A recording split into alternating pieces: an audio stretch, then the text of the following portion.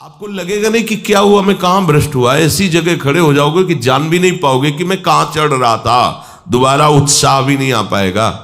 अभी बच्चा ना तो लोक को जानता है, ना परलोक को जानता है, ना हित को जानता है, ना अहित को जानता है। अभी उसका ब्रह्मचर्य किसी काम लायक नहीं हुआ और वो उतर गया व्यभिचार में, क्या होगा उसका जीवन। अगर आप वाणी में संयम में रहते हैं ना, वो और भजन करते हैं और सत्य बोलते हैं, तो आप जो बोलेंगे वही होगा। श्रवणेंद्री से गंदी बातें सुने, वाणी से गंदी बातें बोले, रसेंद्री से गंदा भोजन करें और सोचे ब्रह्मचर्य रह जाएंगे, तो बिल्कुल नहीं, कदापि नहीं। ब्रह्मचर्य कोई खिलवाड़ नहीं है। अब जो इस मार्ग पर, अध्यात्म मार्ग पर, आनंद मार्ग पर चलना चाहते हैं, तो उनको एक इंद्रिय के संयम के लिए पांचों इंद्रियों पर संयम करना होगा, ज्ञान इंद्रियों पर। एक बात सुधारने के लिए ब्रह्मचर्य का रक्षा तभी वो उपासक कर सकता है जब सर्वतोभावेन ब्रह्मचर्य होगा। एक जनेन्द्रीय के ही ब्रह्मचर्य की पुष्टता का जब आप लक्ष्य कर लोगे, तो उसकी पुष्टता के लिए आपको सर्वतोभावेन ब्रह्मचर्य धारण करना पड़ेगा। सर्वतोभावेन नेत्र का ब्रह्मचर्य, जो नेत्र किसी को भी देखकर भोग कामना कर लेते हैं, भोग बुद्धि से देखते हैं वस्तु को, व्यक्ति को, किसी को भी, ये नेत्र से व्यभिचार हो रहा है। इसीलिए सावधान रहना चाहिए। जैसे नाटक, सिनेमा आदि हैं, वहां तो जान रहे हो चित्र हैं, पर उनमें जो अभिनय करने वाले जन हैं वो तो संसारी जन ही है ना। उनका पहनावा, ओढ़ावा, हाव भाव, अंग प्रत्यंग, अगर आप भगवत भाव से युक्त है तो संपूर्ण सृष्टि में कहीं भी दृष्टि जाए अपने प्रभु की भावना होती है। पर वहां तक पहुंचने के लिए आपको ये त्यागना होगा ना। आप किसी का अनुकरण न करें, आप अपनी स्थिति को देखें। अगर आप किसी का अनुकरण करते हैं कि हमने उनको देखा है, वो टीवी देख रहे हैं, तो टीवी में क्या देख रहे हैं, कहाँ स्थिति है, हमें क्या पता। हमको जहां पहुंचना है उसके लिए हमारे लिए बाधक है, हमें नहीं देखना है। अगर आप माना कि कोई नाटक ही देख रहे हैं, कोई ऐसे सीरियल ही देख रहे हैं, पर उसमें अभिनय करने वाले तो संसारी भोगी पुरुष ही है ना। आप कोई त्यागी जितेंद्री महात्मा को थोड़ी देख रहे हैं, तो उस देखने में तन्मयता आती है। जिसको हम देखते हैं उस पर हम आसक्त होते हैं, तभी तो उसका सुख दुख अनुभव होता है। देखो कोई ऐसी रोने वाली सीन आए तो रोना आ जाएगा, हंसने वाली आ जाए तो हंसना आ जाएगा, ऐसे तो उसका प्रभाव हम पर पड़ रहा है ना। तो हम किसी के अभिनय करने वाले के अंग प्रत्यंग को देख रहे हैं और वो कामुक होकर कोई काम चेष्टा कर रहा है, या कोई ऐसा, वो सारा का सारा मन कवर कर रहा है आपका, और एकांत होते ही फिर जो मन अपना मनमानी करवाएगा, आप नहीं सह पाएंगे। इसलिए नेत्र का ब्रह्मचर्य सबसे पहले शुरू कीजिए। आपको वो चीज नहीं देखनी, वो बात नहीं पढ़नी, वो दृश्य नहीं। श्रीमद् भागवत में वर्णन है, कोई पशु पक्षी भी मैथुन कर रहा हो, अचानक दृष्टि गई तो मानसिक प्रणाम करके दोबारा दृष्टि नहीं जानी चाहिए। इसीलिए लिखा है कि आप एक धनुष भूमि को देखकर, एक धनुष, इसमें किसी की हानि नहीं होगी, आपकी भी हानि नहीं होगी। आप एक धनुष भूमि देख करके ही चलिए। मतलब बहुत लंबी दूरी देखने की जरूरत नहीं है, बहुत दृष्टि उठा करके इधर उधर गर्दन हिलाने की जरूरत नहीं है। और जैसे कि कोई टक्कर मार सकता है, तो देखो जिनको प्रारब्धानुसार टक्कर लगनी होती है ना, वो चाहे जितनी सावधानी से चलो, वो प्रारब्ध आकर के दंड देता है। अन्यथा सीम की चाप सके को तासु, बड़ रखवार रमापति जासु। आप जा रहे हो भगवत चिंतन करते हुए, तो प्रभु का नाम आपका पहरेदार अंग रक्षक है, कोई बाल भी बांका नहीं कर सकता। आपका प्रारब्ध यदि आया है, प्रभु से पास हो गया है कि आपको ये दंड मिलना चाहिए, फिर मिलेगा। आप निश्चिंत रहिए, निर्भय रहिए। प्रभु का जो विधान है वो मंगल करने वाला है। देखो इतने बड़े महापुरुष पूज्य श्री राधा बाबा, श्री आद्याशक्ति भगवती की प्रसन्नता की आराधना कर रहे हैं, क्योंकि श्री कृष्ण हमारे पति हों, इस सिद्धांत की पुष्टता के लिए। और पैर फिसल जाता है, स्नान करने जाते हैं, खड़ाऊ पहने हुए थे और अंग टूट जाता है, दवा नहीं लेते, बांस की खिपचाल बांधकर पुनः अनुष्ठान में बैठते हैं। बलिहारी ऐसी सामर्थ्य की, ये भागवतिक प्रारब्ध ऐसे महापुरुषों को भी दंड दे देता है। देखो ना, ऐसे महापुरुष जो ऐसी ऊंचाई पर पहुंचे हैं और इतने भागवत भजन में नियम निष्ठ है, उनको भी प्रारब्ध दंड दे रहा है शरीर को। तो अपने को इससे निश्चिंत हो जाना है। जो होना है उसे रोक नहीं सकते, जो नहीं होना उसे कोई कर नहीं सकता। अपने आराध्य देव के चिंतन में ज्यादा नेत्रों को इधर उधर दौड़ाने की जरूरत नहीं है। नेत्र का ब्रह्मचर्य, फिर वाणी का ब्रह्मचर्य, बहुत बड़ा प्रभाव पड़ता है इससे। यदि आप जवान से अश्लील बातें, गंदी बातें, कामुक बातें करेंगे तो आप ब्रह्मचर्य रह ही नहीं सकते। अगर आप वाणी से परस्पर शरीर आकर्षण वाली बातें करेंगे, बट उसको देखा तुमने क्या, बस आप गए। चाहे वो स्त्री शरीरधारी साधक हो या पुरुष शरीरधारी, परस्पर आकर्षण संबंधी यदि वाणी खुली आपकी, तो वाणी के व्यभिचार से आपका जनेंद्री का व्यभिचार प्रारंभ हो जाएगा। आप रोक नहीं सकते, नहीं रोक सकते। इसलिए वाणी से भी कोई ऐसी वार्ता ना कीजिए जिससे आपके अंदर काम वेदना बढ़े। श्रवणेंद्री का, कान से गंदी बातें, व्यभिचार की बातें, कामुक बातें सुनना जिससे हमारे हृदय में कामना जग जाए, बिल्कुल नहीं। भले वो किसी को लेकर टीका टिप्पणी की जा रही हो, देखो वो साधक है, उसको हमने देखा वहां ऐसे देख रहा था, वैसे कर रहा था, वो तो आपको समझ में आ रहा है कि किसी साधक की बात कर रहे हैं, वो तुम्हारे नाश के लिए उपाय कर रहे हैं जो आपको ऐसी बात बता रहे हैं। क्यों? क्योंकि आप भी तो साधक हैं। श्रवणेंद्री का व्यभिचार हो रहा है। आराध्य देव के सिवा और कोई बात कान से सुनना उसे व्यभिचार कहते हैं। इसलिए महाप्रभु कहते श्रवण फूटो जो अन सुनो। ऐसा हमारा अगर कान कुछ और सुने तो फूट जाए, नेत्र कुछ और देखें तो ये नेत्र नष्ट हो जाए, वाणी कुछ और बोले तो मुख हो जाए।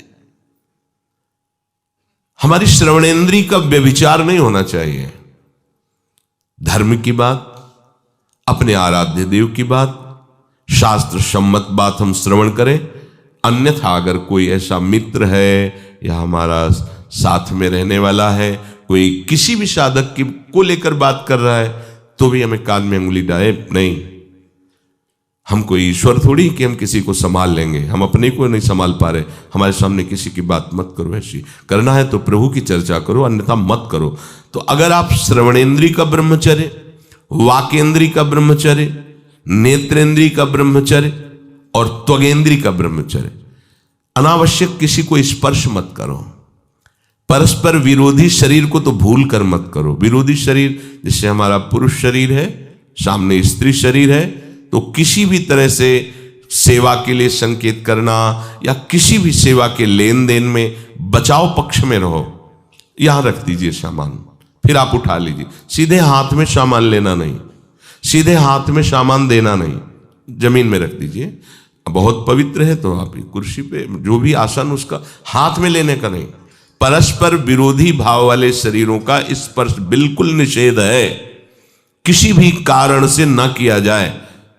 मान लीजिएगा ये बहुत मतलब आवश्यक है, यदि आप इसमें चूक कर गए तो धीरे धीरे आप फिसल के वहीं खड़े हो जाएंगे जहां से चढ़ना मुश्किल है। किसी भी साधिका को, किसी भी साधक को परस्पर लेन देन हाथ में नहीं करना चाहिए। मानो हमारी बात, आपको माला देनी है, चौकी पे विराजमान करो, हम उठा लेंगे। हमें कोई सामग्री, ये सामान रखिए, आप उठा लीजिएगा। कभी भी कोई भी परस्पर मुस्कुराहट, बातचीत, ऐसे कोई इशारे यदि दिखाई दे तो आप बचो और उसको बचाओ। साधक है, साधिका है, उससे गलती हो सकती है, आपसे भी गलती हो सकती है। आप सत्संग सुनते हैं, आपको लगा कि इसकी मुस्कुराहट, इसकी कुछ चेष्टा ऐसी दिखाई दे रही है जो हमारे अंदर कामुकता पैदा कर सकती है, उसको भी बचाओ और स्वयं बचो, तो भगवान आप पर प्रसन्न हो जाएंगे। वो देख रहे हैं अंदर की बात। साधक को बहुत सावधान रहने की आवश्यकता। ये इसको खिलवाड़ मत समझो, इसीलिए कह रहे हैं ये अध्यात्म है, ये परमार्थ है। आपको लगेगा नहीं कि क्या हुआ, मैं कहां भ्रष्ट हुआ, ऐसी जगह खड़े हो जाओगे कि जान भी नहीं पाओगे कि मैं कहां चढ़ रहा था, दोबारा उत्साह भी नहीं आ पाएगा। बात अच्छे से समझ लीजिए। तो हमारी त्वगेंद्री का व्यभिचार ना होने पावे, सहसा किसी का इस पर, किसी की भी अगर सेवा करने का सौभाग्य मिले, फिर उसमें ये प्रश्न नहीं उठता। अगर कोई गिर आप पड़ा है भला ऐसी स्थिति में कि मुझे अत्यंत आवश्यक है उसे उठाना, अगर नहीं उठाते तो वो कष्ट पा रहा, अचानक कोई गिर जाए, फिर हम ये नहीं देखेंगे, फिर ये हम सूत्र नहीं स्वीकार करेंगे कि अब हम तो ब्रह्मचारी हैं, अब हम खड़े खड़े देख, नहीं, उसको अत्यंत आवश्यकता है हमारी। अब उस समय हम भूल गए अपने आप को और उसको उठा करके अगर हमें अस्पताल ले जाना, अस्पताल ले जाएंगे, जरूरत है हम उसकी सेवा करेंगे। सावधान, वो भगवत भाव से की हुई सेवा तुम्हारे अंदर आध्यात्मिक शक्ति पैदा करेगी, काम भावना नहीं पैदा करेगी। हमारी माँ बीमार हो और हमें उसे पता चला कि शौच कर दिया है, हमें शौचाना पड़े, हमें उसका मल धोना पड़े, तो क्या हमें काम जागृत हो जाएगा? क्या मेरी माँ है। हमारी बुद्धि कभी ऐसी नहीं होगी। आपका पिता है, आप लड़की हो, कोई दूसरा रह नहीं गया और वो बीमार है, आपको ऐसी क्या काम जागृत हो जाएगा? क्या अगर ऐसी सेवा में काम जागृत होता तो कोई नर्स ही अस्पताल में नहीं होती। हर सेवा उसको करनी होती है, नर्स को, चाहे वो स्त्री शरीर हो चाहे पुरुष शरीर हो, परस्पर विरोधी शरीरों की सेवा, पर कहीं काम थोड़ी जागृत होता, क्योंकि उसको अपने सेवा धर्म से मतलब है।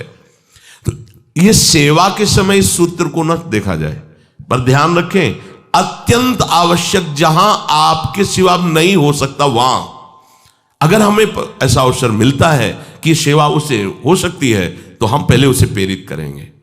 और अगर ऐसा है कि अब कोई नहीं है, फिर हमारा परम धर्म जागृत हो जाता है परहित का। अगर हमारा कोई निंदा भी करे, कोई शरीर की भी हानि हो जाए, अब हम परवाह नहीं करते।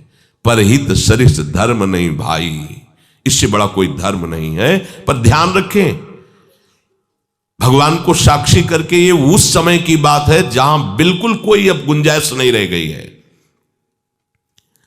त्वगेंद्री को ऐसे सहसा किसी आप पुरुष शरीरधारी पुरुष को भी सहसा इससे आप में शक्ति जागृत होगी। यदि आप वाणी को मौन रखते हैं, भगवान नाम जप करते हैं और सत्य बोलते हैं, तो आप जब कभी जो कुछ भी बोलेंगे वैसा ही सत्य होगा। गांधारी जी ने कोई तप नहीं किया था।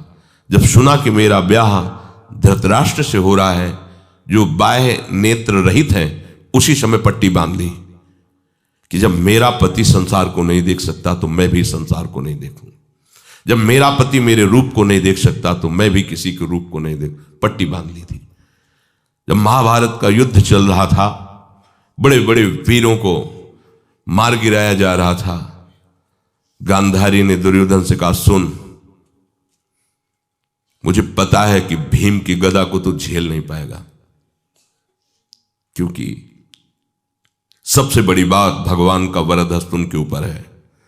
दूसरी बात, वो पवन पुत्र है, वो जब अपने आवेश में आ जाएगा तो तेरी सामर्थ्य नहीं कि उसकी गदा के प्रहार को तू सह सके। पर मैं तुझे शक्ति प्रदान करूंगी। मैं एक पतिव्रता हूं, आज तक कभी पति का वरण करने के बाद कुछ देखा नहीं है। मैं अपने नेत्रों की पट्टी खोलूंगी, तू नग्न होकर मेरे सामने आ जाना। मेरी दृष्टि पड़ते ही वज्र का शरीर तेरा हो जाएगा। किसी के सामर्थ्य नहीं कि तेरे उस अंगों को तोड़ सके। भगवान सब कुछ जानने वाले हैं। भगवान भक्त पक्षपाती होते। भगवान का स्वभाव भक्त का पक्षपात लेना होता है।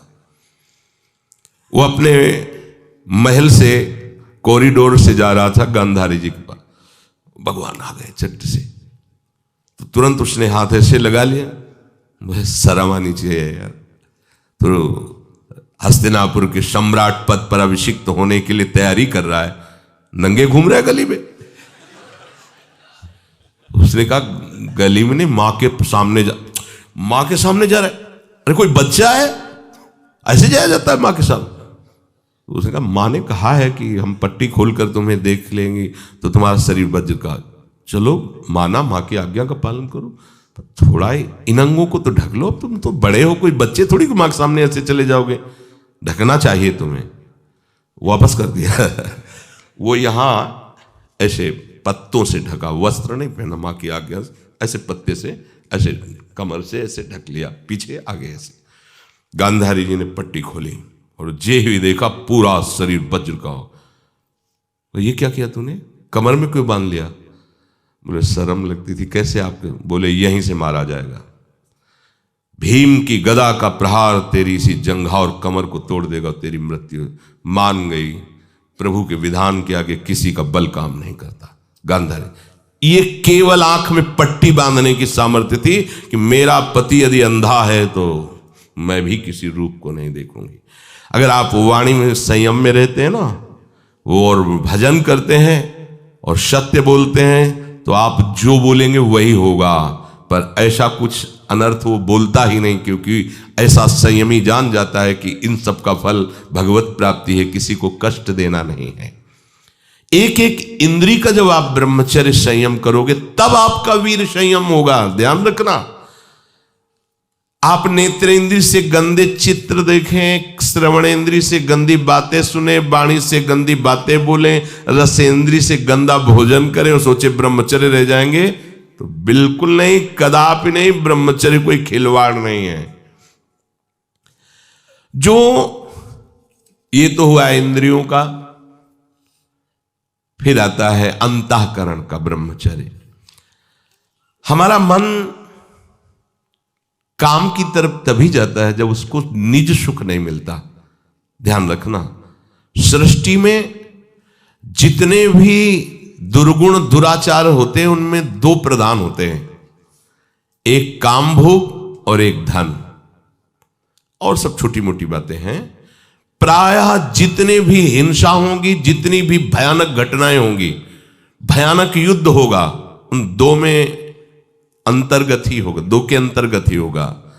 या उसका कहीं ना कहीं काम से संबंध, स्त्री संबंध से या धन संबंध से है। चाहे जो भी घटना हो उसको देख लेना, प्रधानता दो में ही होगा, कंचन और कामिनी। कीर्ति में कीर्तिवान तो कोई कोई बिरले ही होते हैं, तो वो तो बहुत आगे की बातें हैं। पर प्रायः जितने भी युद्ध हैं, जितनी भी हिंसा है, जितना भी भयानक कुकृत्य है, इन दो में ही होता है। उपासक को ये बात समझनी चाहिए, मन को समझाना चाहिए, सच्ची मानी। मतलब वाणी में शब्द नहीं होता इन बातों को बताने का, यदि कहीं मन को समझाना चाहिए। देखो, अपने लोग उपासक हैं, हम जहां जहां आसक्त हो रहे हैं उसमें हमारे मन का केवल भ्रम है। शरीर के द्वारों में कहीं सुख है, घृणित द्वारों में कहीं सुख है। अगर सुख होता तो इनके भोगने के बाद हृदय कह देता कि अब कछुनाथ न चाहिए मोरे, शांत हो जाता। फिर ऐसा क्यों होता है कि उसको एक जगह तृप्ति नहीं होती, क्योंकि वहां सुख है नहीं। फिर सोचता है शायद उसमें हो, उसमें हो, उसमें हो। पूरे के पूरे युग के युग व्यतीत हो गए, कल्प के कल्प व्यतीत हो गए भोगते हुए, क्या सुख मिला? क्या स्त्री शरीर सोचता है पुरुष शरीर में सुख है, पुरुष शरीर सोचता है स्त्री शरीर में सुख है, या आदि आदि। अगर सुख होता तो पूरे ब्रह्मांड में पशु पक्षी कीड़ा मकोड़ा सब मैथुन धर्म से युक्त हैं, ये सब सुखी हो जाते हैं ना। जो जितना भोगा सकते उतना ही दुखी। देख लो, अशांत, क्लिष्ट, परेशान और पापाचरण युक्त, ये क्या है? मन को समझाइए। वैरागी भगवत मार्ग का पथिक मन के द्वारा ऑपरेशन करता है हर वस्तु का। ये सब, इसको ऐसा ना समझे कि बड़ी गुप्त बातें हैं। गुप्त बातें हैं प्रिया प्रीतम के दिव्य चिदानंदमय रहस्य की, ये गुप्त बातें नहीं, इनको समझो खोल करके। यदि आप किसी भी तरह से हस्तमैथुन आदि के द्वारा, गंदे दृश्य देख करके, गंदी क्रियाओं के द्वारा आप अपना नाश करते रहेंगे, तो ना आप इस लोक में सुखी रहेंगे ना परलोक में। मान लीजिएगा, ये बातें ना तो कही जाती हैं और ना सुनी जाती हैं और ना समझी जाती हैं। इसीलिए हमारा बहुत ही आगे की पीढ़ी जो सनातन धर्मावलंबी, जो भागवत, हर देश से महान भारत देश को क्यों कहा गया? ऐसा भी है कि अन्य देश स्वीकार किया जाता है कि वो हमसे धनी है, स्वीकार किया जाता है कि वैज्ञानिक तत्वों में भी वो हमसे आगे हैं, पर भारत को महान धर्मशाली देश कहा गया है। कोई भी किसी भी देश का धर्मगुरु हो हमारे देश में आएगा और हमारी ऋषियों के सूत्रों से ही अपने धर्म को पुष्ट करेगा। साप का मूल जड़ भारत धर्म का है। कहीं भी हो, कहीं भी देख लो, चाहे जिस देश का नाम लो, कहीं ना कहीं किसी भारत के ब्रह्म ऋषि की छाप लेकर के डोल रहा है। भारत भोग प्रधान देश नहीं है, भारत धर्म प्रधान देश है। यहाँ धर्म गुरुओं के द्वारा धर्म स्थापना करके चलाया जाता है। यहाँ आज जो हम समझ रहे हैं कि बाहरी परिपाटी हमारे भारत में आ जाए तो भारत आधुनिक और सर्वश्रेष्ठ देश माना जाएगा, कभी नहीं। भारत अपनी परिपाटी से चलता है, तब सब देशों के ऊपर राज्य करता है। किसी भी देश में न पतिव्रता मिलेगी न यति मिलेगा, ब्रह्मचर्य का कहीं नामो निशान नहीं मिलेगा। ये भारत देश में ही मिलेगा। यहाँ ब्रह्मचारी मिलेंगे, यहाँ सती मिलेंगे, यहाँ प्राणपण से धर्म का पालन करने वाले मिलेंगे। अब हमारे जो नई पीढ़ी है वो आधुनिकता को स्वीकार कर रही। गर्लफ्रेंड बॉयफ्रेंड कौन सा रिलेशन है, लिव इन रिलेशन, ये हमारे कहीं किसी भी धर्म ग्रंथ में लिखा हो तो आप बता दीजिए। बाल्यावस्था से आज तक जितने भी धर्म ग्रंथों का स्वाध्याय हुआ कहीं भी लिखा हो तो ये बोलो सर्वनाश का स्वरूप है कि नहीं है। अभी बच्चा ना तो लोक को जानता है, ना परलोक को जानता है, ना हित को जानता है, ना अहित को जानता है। अभी उसका ब्रह्मचर्य किसी काम लायक नहीं हुआ और वो उतर गया व्यभिचार में। क्या होगा उसका जीवन, क्या होगा जीवन, चाहे वो स्त्री स्वरूप में चाहे पुरुष स्वरूप में हो। क्या बिना संयम के ये पशुता के व्यवहार से किसी की ना लौकिक उन्नति होती है ना परमार्थिक उन्नति होती है। पर कौन सुनेगा, यही कहा जाएगा पुराने जमाने के शास्त्रों को केवल वर्णन कर रहे हैं, ये क्या जाने आधुनिक जमाने को। तो आधुनिक जमाने की दशा क्या हो रही है, आंख खोल करके देखो। कोई बात नहीं, दोस्त बनाना कोई बुरी बात नहीं, इस बात को हम मानते हैं। स्त्री शरीरधारी पुरुष शरीर को मित्र बना सकता है, कोई दोष नहीं। पुरुष शरीरधारी स्त्री को मित्र बना सकता है, कोई दोष नहीं। लेकिन मित्र का क्या कर्तव्य होता है, कुपंथ निवार सुपंथ चलावा, कुमार्ग से हटा करके सुपंथ में चलाना, उसकी समस्याओं को दूर करके उसको आनंद में से युक्त करना, उसको सहयोग करना, ना कि शोषण करना। दोस्ती कहते हैं उसके दुखों को मिटा करके उसको शांति और सुख के मार्ग में ले जाना। इसीलिए ये जो आधुनिकता बढ़ रही है, ये जो खान पान गलत हो रहा है, ये जो दर्शन गलत हो रहा है, तो इस जमाने में ब्रह्मचर्य ये केवल शब्द ही लिखा मिलेगा, जीवन में नहीं मिलेगा। नए नए बच्चे व्यसन कर रहे हैं, नशा कर रहे हैं, गंदे आचरण कर रहे हैं, क्या होगा, कैसे आगे कोई समझेगा शास्त्र क्या है, धर्म क्या है, बल क्या है। आज नवयुवक 16 से 28 के बीच में कोई ऐसा नहीं दिखाई देता है जिसमें आध्यात्मिक थोड़ा भी बल हो, काम क्रोध आदि सहने की सामर्थ्य हो। अपने बूढ़े माता पिता को थप्पड़ मार रहे हैं, बूढ़े माता पिता को गाली दे रहे हैं, बूढ़े माता पिता जिन्होंने खवा पिला के इतना बड़ा, उन्हें अनाथालय भिजवाया जा रहा है, उनको छोड़ दिया जा रहा है। आप विदेश घूम रहे हैं, उनके खाने की व्यवस्था घर में नहीं। क्या है ये, आज आधुनिक विद्या का ये प्रभाव है। विद्या विनयम ददाति, जो अपने वयोवृद्धों की सेवा नहीं कर सकता वो क्या विद्या पढ़ा, जो दूसरों की रक्षा नहीं कर सकता क्या विद्या पढ़ा। क्या विद्या का यही स्वरूप है दूसरे का शोषण करना, क्या विद्या का यही स्वरूप है कि शराब पीना, ड्रग्स का ये नशा करना, ये क्या विद्या सिखाती है। वो कहा जाता है आज तो आधुनिक विद्या बढ़ रही, मुझे लगता है संयम में रहना ही विद्या का वास्तविक स्वरूप है। अपने इंद्रियों को संयम में रखना, अपने को संयम में रखना, बुजुर्गों का, गुरुजनों का, शास्त्र का, भगवान का भय रखना हृदय में। ऐसा नहीं, आप तभी निर्भय हो पाओगे यदि शास्त्र का भय नहीं, भगवान का भय नहीं, धर्म का भय नहीं, तो फिर आप वहां पहुंच जाओगे जहां भय ही भय।